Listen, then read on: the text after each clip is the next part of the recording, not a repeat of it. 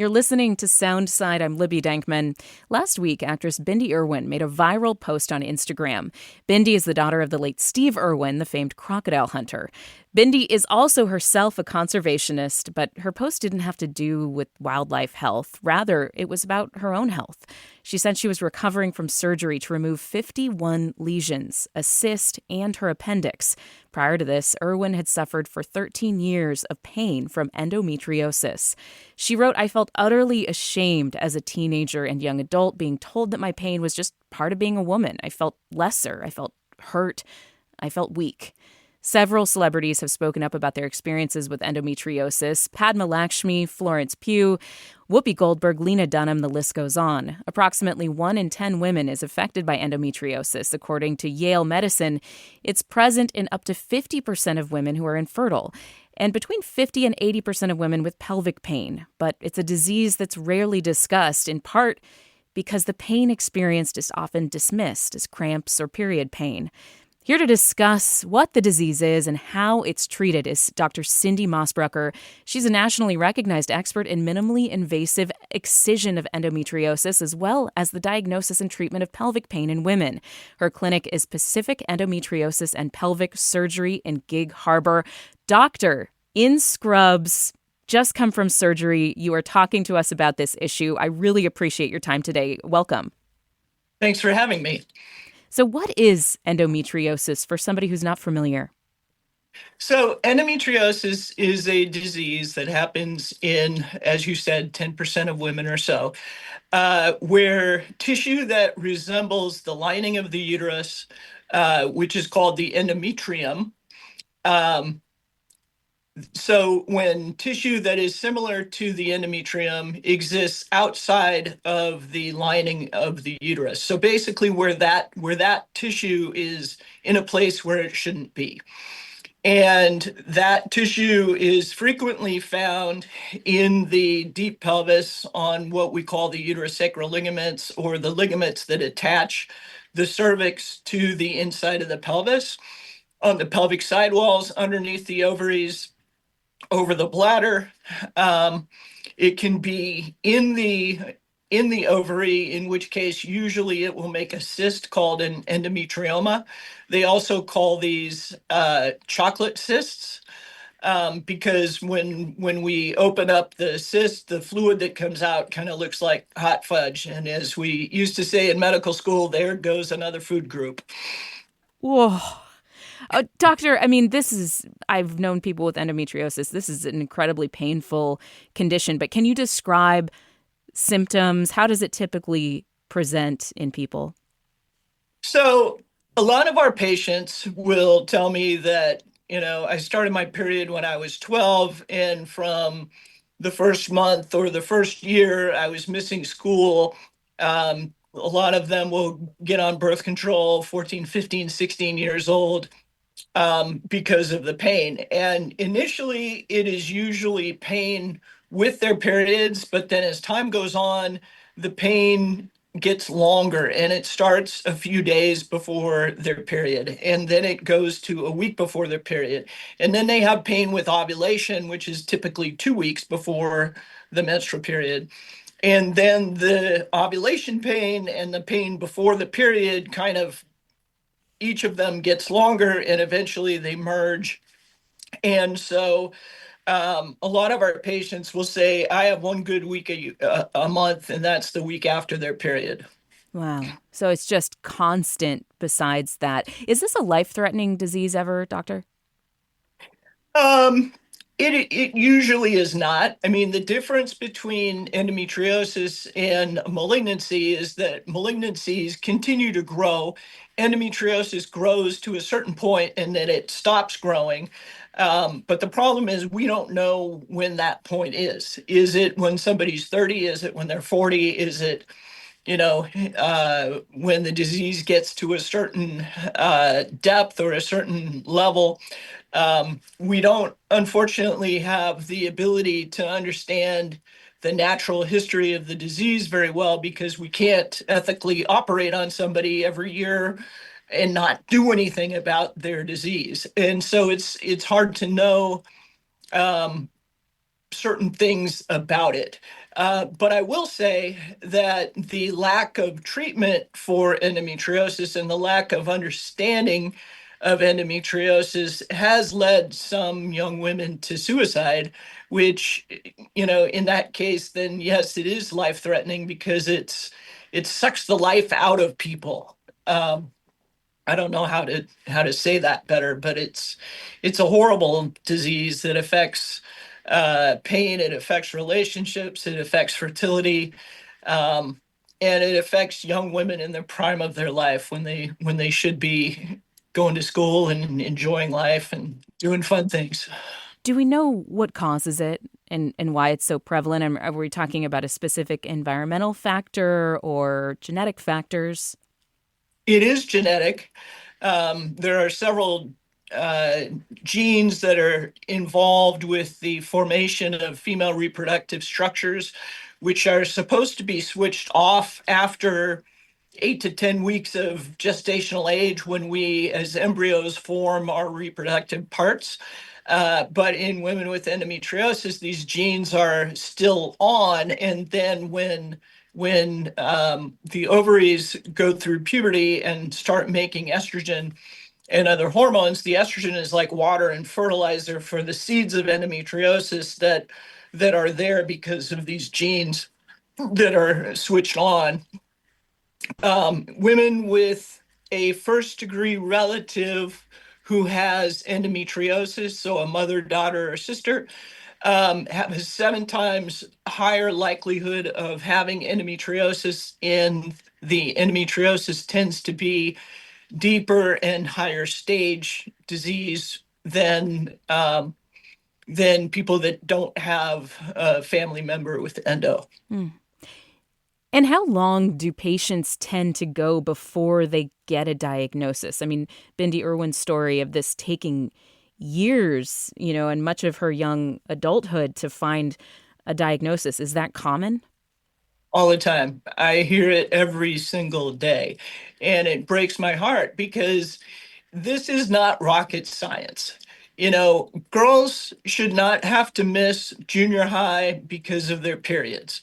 They shouldn't have to stay home from school because of bad periods. And and they shouldn't have to be stuck on the couch with a heating pad to the point where they get heating pad burns on their abdomen just because of menstrual cramps. Regular menstrual cramps are not that bad. And yet, for years and years and years, I mean, probably since the dawn of civilization, teenage girls have been patted on their heads by their mothers and their aunties and their grandmas and everybody else. And, oh, that's just part of life. Just, suck it up and deal with it. Yeah. And Meanwhile, their dads are going, la, la, la, I don't want to think or talk about this. Yeah. yeah, their dads are going, I'm going to the garage. I'll see you later, honey. Yeah. Not all, hashtag not all men. But I mean, you're saying that this has likely been, time immemorial, a situation of women's pain in many cases being dismissed. And endometriosis has to be diagnosed and treated via laparoscopic surgery. Why does it not get diagnosed via ultrasound or some other less invasive method, doctor? Well, it is true that the gold standard for diagnosis is laparoscopic surgery. But we ultrasound every patient that comes into our office, and we do it ourselves. We don't have techs that do it. And we do a very specific type of ultrasound, though. We are looking for movement, and we are looking to see how does the uterus move with respect to the colon? How do the ovaries move with respect to the sidewalls and the uterus? Does everything slide freely or are things stuck together? And then we combine that with where is somebody tender? If we're looking at their ovary and their ovary really doesn't move with respect to the sidewall and it's tender and that reproduces their pain on a regular basis, then probably 90+% of the time, they will have endometriosis there. They will have something that is causing some disease, endometriosis, that is causing the ovary to be stuck down to the sidewall. And we can see that lack of movement on the ultrasound. We can see endometriomas on ultrasound, and we can see bowel nodules. But the problem is that the radiologists don't understand endometriosis. I think that they miss these things. Mm. What is the treatment for endometriosis? There is no cure, right? But how do you treat the disease? Well, historically, it has been treated with hormones. Estrogen tends to make it grow. Progesterone tends to make it more stable. So we use progesterone only pills in the patients who either have had surgery and have persistent pain, or the ones that have not yet had surgery and they don't have they don't have time to have surgery in the near future. They have to wait 6 or 8 months or, for their life to align with their need for surgery. But hormones do not do anything other than make the disease less biologically active. The standard treatment that most gynecologists are taught to do is called ablation, and that is where they go in and burn the surface of the lesion. The problem is most endometriosis lesions are deeper than what the burning can reach. And so they only burn the top 1 to 2 millimeters. But many of these nodules are 5 or more millimeters deep. And so they miss it. So what we do that is different than 99.9% of gynecologists is we do excision of endometriosis, which means we excise or we remove the lesions. And the easiest way to think about it is that what everybody else does is like they pull the top off the weed, but they leave the root intact. And we go in with a hoe and a shovel and we dig up the roots so that the lesion cannot come back. Wow. You said there is no cure, but multiple studies looking at long-term results of excisional surgery have shown that in patients who did need to have a second surgery, 56% of them had no visible endometriosis and no endometriosis on biopsies that was sent to pathology. So we can cure it surgically. It's just that we can't cure it 100% of the time surgically. As more celebrities and public figures, so we're talking about this because of Bindi Irwin, who had, really spoken out and created a bigger conversation because she shared her own story with endometriosis.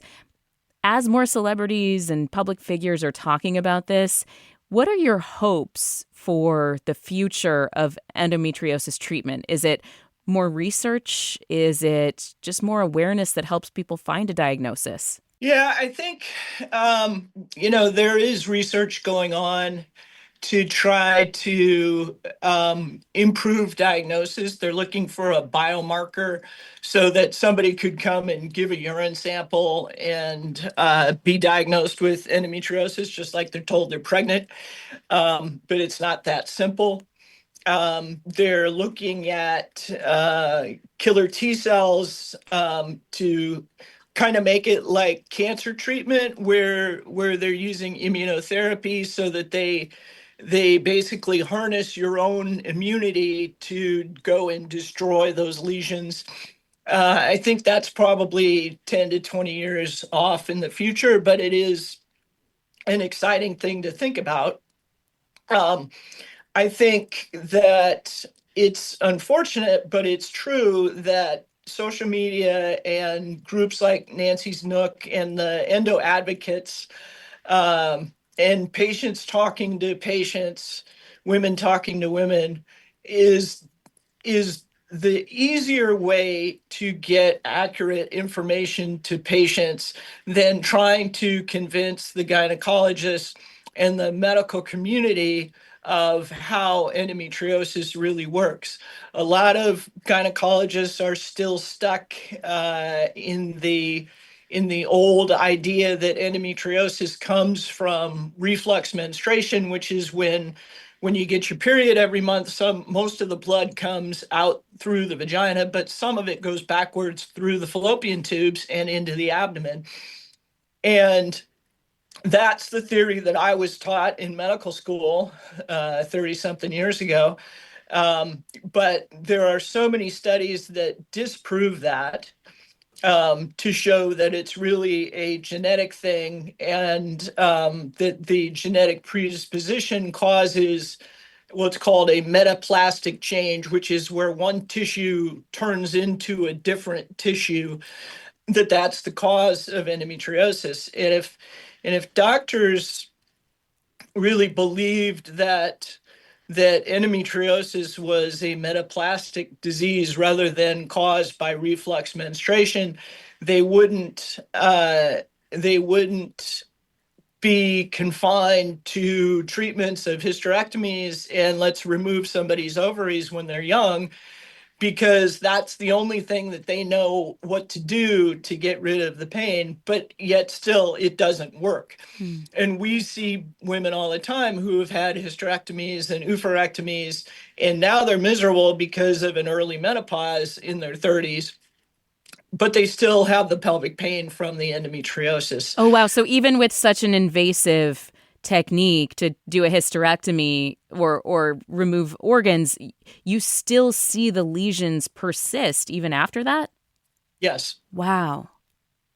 That's incredible. And so you're hoping basically that more doctors would follow your path and, becoming more educated and perhaps specializing in this, especially, the removal of lesions and the understanding of the disease more fully. And I should say, this is Cindy Mosbrucker, a nationally recognized expert in minimally invasive excision of endometriosis. And we're talking about this because of a recent conversation started by Bindi Irwin, the celebrity naturalist who had shared her diagnosis on social media last week. What does it mean to you to see a patient whom you've treated, who's been living with endometriosis her whole, menstruating life, and they finally get relief? I mean, what do you hear from patients, and what does it mean to you? Oh, the other day, a gal came into our office at lunchtime and brought 2 dozen crumble cookies and her daughter, who was 3 years old.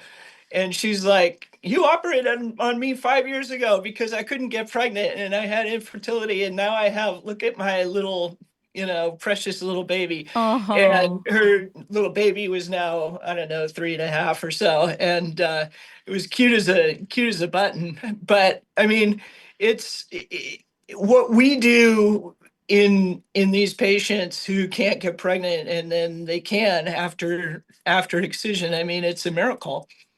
And it means the world to me. It's why I have spent the last 20 years of my life dedicated to, working hard and learning the surgical techniques and passing it on so that when I retire, that doesn't stop.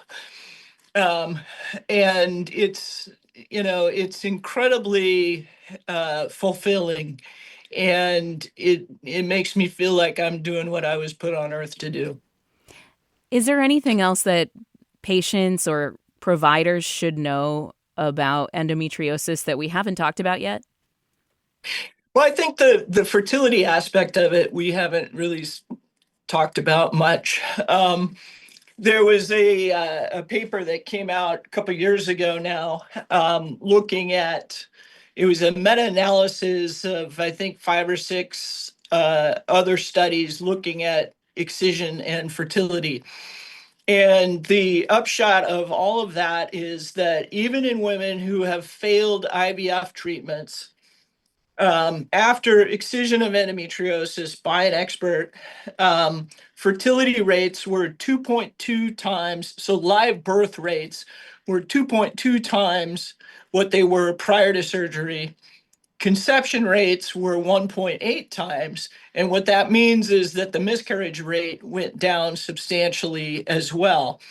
And so excision of endometriosis removes the inflammatory milieu from the pelvis. It helps to reduce the inflammation in the abdomen and the pelvis. And it's probably the inflammation that negatively impacts the fertilization, which is the egg and the sperm getting together, as well as implantation, which is where the embryo comes into the uterus and settles into the nice feather bed of the endometrium and finds a home there. And so both of those events that are necessary for fertility are positively affected by removing endometriosis. That's Dr. Cindy Mosbrucker, a nationally recognized expert in minimally invasive excision of endometriosis, as well as the diagnosis and treatment of pelvic pain in women. Her clinic is Pacific Endometriosis and Pelvic Surgery in Gig Harbor. Thank you, doctor. And I know you got to get back to surgery, so really appreciate your time today. I want to get you back to your patients. Appreciate you. Thank you. Appreciate it. And in light of our conversation with Dr. Mosbrucker, I would love to hear from you. If you have medical questions or experiences with women's health issues getting short shrift, maybe getting overlooked, pain being ignored, things like that, leave us your quandaries and experiences, and we will bring on a medical professional to talk about them. That's Soundside at KUOW.org, or leave us a voicemail at 206-221-3213. Again, the email is soundside at KUOW.org, or you can leave us a voicemail at 206-221-3213. It's totally okay to just use your first name. I mean, it's a medical issue. I know it's sensitive, but it could be powerful to share your story with other listeners. Thanks for listening to Soundside. By the way, this show is only possible because listeners support us. If you are able to give right now, check out the show notes for a link to donate. And don't forget, you can listen live on KUOW 94.9 FM Seattle at noon and 8 p.m. Monday through Thursday, or anytime online at KUOW.org.